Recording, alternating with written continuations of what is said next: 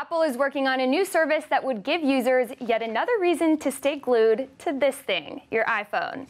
The company is in talks with big banks to create a peer-to-peer payment system. And joining us to discuss is the reporter who broke the story, WSJ's banking reporter, Robin Siddall. Now, Robin, we should note that the details are still in flux, but yes. If Apple goes forward with this service, what does it mean for consumers?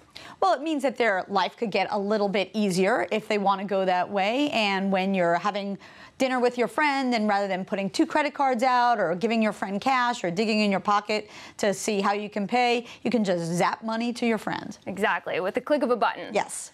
What does it mean for banks? Because obviously it's great for Apple. Anything that they can do to get you stuck on your Apple platforms is great. What's the benefit for banks?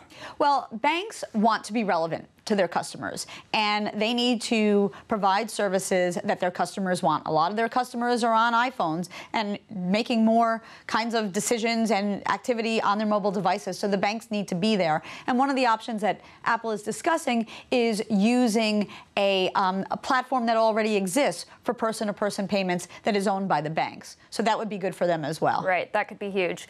We also saw some big market reaction. Shares of PayPal fell. We know Square is planning an IPO. These are companies that would compete if Apple does launch this service. Is there room for Apple to operate in this space? What is the market like right now? I mean, I think the market is incredibly fragmented. There is no clear winner. And look, it's competition. That's why PayPal shares may have fallen. And it's something that Square is certainly aware of. Apple hasn't announced anything yet, but certainly the fact that they have their Apple Pay app where you can use your credit card and debit card to pay for goods and services, it's not so much of a leap to think that they would come up with a product where you could actually pay each other. Right. Well, and despite the rise of mobile payment platforms that we're all very familiar with, Venmo and PayPal and Square, Americans are still using cash and checks.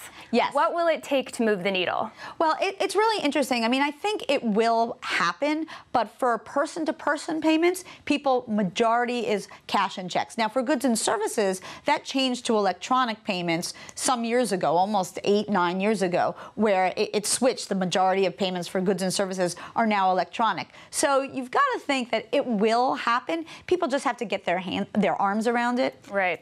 And if Apple moves forward with this, when could we see the platform?